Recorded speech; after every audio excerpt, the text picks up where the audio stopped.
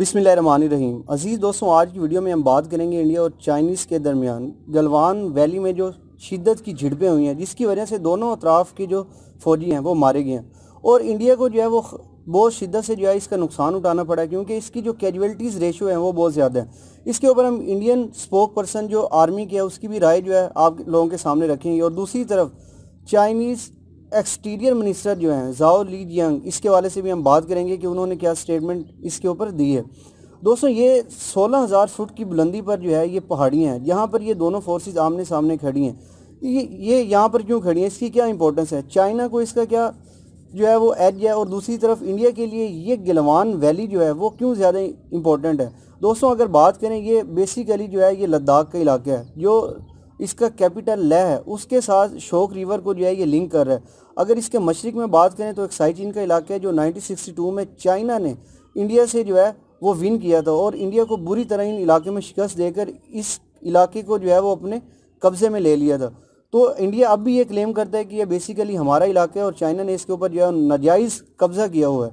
तो इसके अगर बात करें, इसके मगरिब में वेस्ट में बात करें तो यहाँ पर जो है वो पाकिस्तानी सरहदें जो हैं वो इंडिया के साथ मिल रही हैं। ख़ास तौर पे यहाँ पे मैं बात करूँगा गिलगित और बल्तिस्तान के इलाके, जिसको इंडिया जो है वो POK कहते हैं, पाकिस्तान ऑक्यूपाई कश्मीर। और वेस्ट में जो है वो सी पैक जो है वो चाइना के साथ वो भी पाकिस्तान जो है बना रहा है, जिसकी वजह से इंडिया को बहुत ज़्यादा ख़तरा है, क्योंकि यहाँ से जो चाइना है वो अपनी ट्रेड जो है वो बआसानी करेगा और अपना 10,000 का जो एरिया है, किलोमीटर एरिया, उसको कम करके वो 3,000 किलोमीटर एरिया तक रसाई हासिल करेगा और अपना तेल ईजीली जो है वो मगरबी चाइना में पहुंचा सकता है।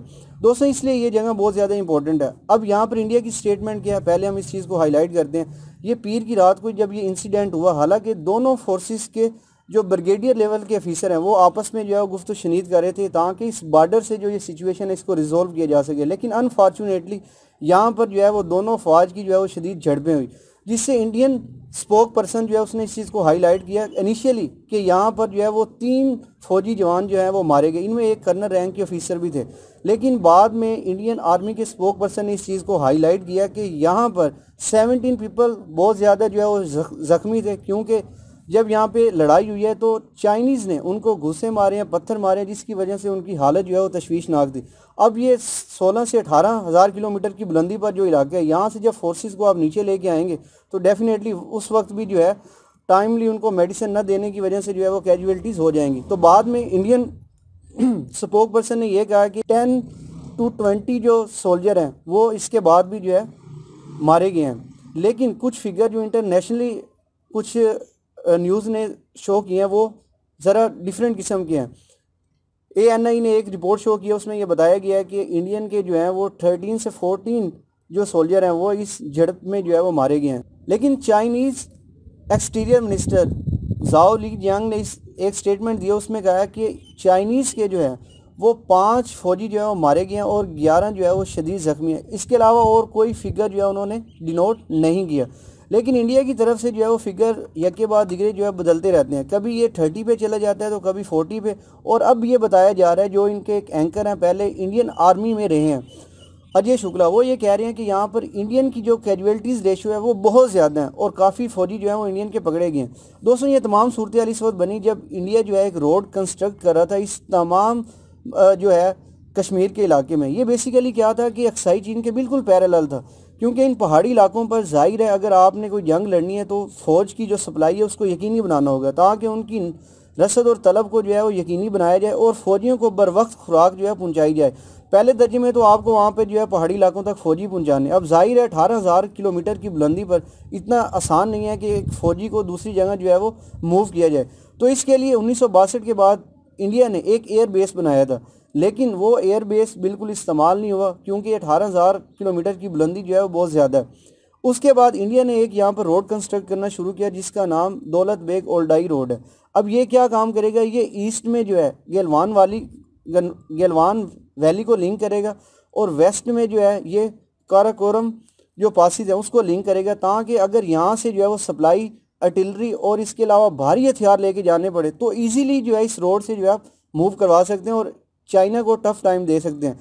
लेकिन चाइना भी इस चीज़ को समझता है कि अगर ये रोड कंस्ट्रक्ट हो जाता है अक्साई चीन के साथ एरिया में तो तिब्बत जो है उनके हाथ से बिल्कुल निकल जाएगा। तो इसीलिए यहाँ पर जो है वो शदीद किस्म की जो है वो लड़ाई हुई है, जिसमें इंडियन फोर्सेस के काफ़ी अफराद जो है मारे गए हैं। इसके साथ मैं आपको एक और चीज़ भी हाईलाइट करूँगा यहाँ पर, कि ये जो दूसरा पॉइंट है जहाँ पर इंडियन फोर्सेस और चाइनीज़ फोर्सेस के दरमियान काफ़ी शदीद जो है वो लड़ाई हुई है, वो पेंगोंग TSO है। ये बेसिकली क्या है, ये एक 8 पॉइंट्स फिगर प्लेसेस है, इसको आप 8 पॉइंट फिगर प्लेसेस भी कहते हैं। ये टोटल 135 किलोमीटर का रोड है, जो 40 किलोमीटर इंडियन बाउंड्रीज में है और 95 किलोमीटर जो है वो चाइनीज़ बाउंड्री में है। अब यहाँ पर बेसिकली जब आप अपनी मुट्ठी को बंद करते हैं तो उसके ऊपर कुछ नकल जो है आपको शो होते हैं। तो ये यहाँ पे 1 to 8 नकल्स हैं, यानी कि 1 से लेकर 8 चौकी हैं। अब इंडिया ये क्लेम करता है कि ये 1 से लेकर 8 चौकियाँ जो है वो हमारी सरहदों में आती हैं, और चाइना ये क्लेम करता है कि आपकी जो सरहदें हैं वो सिर्फ चौकी नंबर 2 तक है, ये बाकी तमाम का इलाका जो है वो हमारा है। अब यहाँ पर LAC की कोई विजिबिलिटी नहीं है, कोई मैप जो है वो ड्रा नहीं हुआ, जिसकी वजह से ये मिसकंसेप्शन दोनों अतराफ जो है मौजूद है। इस इलाके कई दफ़ा इंडिया ने ये क्लेम भी किया कि आप जो है यहाँ पर जो है वो नक्शे बनाएं। चाइना ने इसको बिल्कुल इग्नोर कर दिया, क्योंकि चाइना इसकी इंपॉर्टेंस को बखूबी समझता है। अब यहाँ पर चाइनीज़ के पास एक लेटेस्ट किस्म की जो है वो बोर्ड थी, जिसका नाम टेम्बो है। अब ये बोर्ड्स क्या करती थी, इसके ऊपर असला जो है वो नस्ब होता था, और इंडियन फोर्सेस को जो है यहाँ पर इंडियन नेवी को निशाना लगाते थे। लेकिन इंडिया ने क्या काम किया कि अब्रोड से जो है वो कुछ इस तरह की बोट्स मंगवाई हैं, जिसकी वजह से इन इलाकों के अंदर जो पेट्रोलिंग है वो बिल्कुल नॉर्मल हो गई है। अब 95 किलोमीटर का इलाका तो जो है वो चाइना में है। अब अगर इंडिया इन इलाकों पे आता है तो चाइना को जो है वो काफ़ी नुकसान पहुंचा सकते हैं, जो कि मुस्तकबिल में चाइनीज़ सुपर पावर को बनने से रोक सकते हैं। लेकिन इस वजह से इन इलाकों में शदीद किस्म की लड़ाई है, और इसके ऊपर अभी 8 जो है वो नशिस्तें हुई हैं मुज़ाकरात की, लेकिन कोई नशिस्त भी जो है वो स्टिल अभी तक कामयाब नहीं हुई।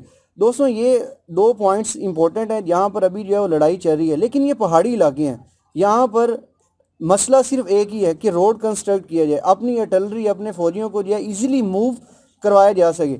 लेकिन इन दोनों पॉइंट्स की जो इंपॉर्टेंट हैं वो दोनों आर्मी समझती हैं। ये थी आज की वीडियो, जिसके ऊपर हमने एक डिटेलेबल जो है गुफ्तगू की है। मिलेंगे एक नेक्स्ट वीडियो में। आप तमाम दोस्तों से गुजारिश है कि अपने घरों में रहें, अपनी फैमिली की हिफाजत करें। अल्लाह ताला आपको हामी नासिर हो।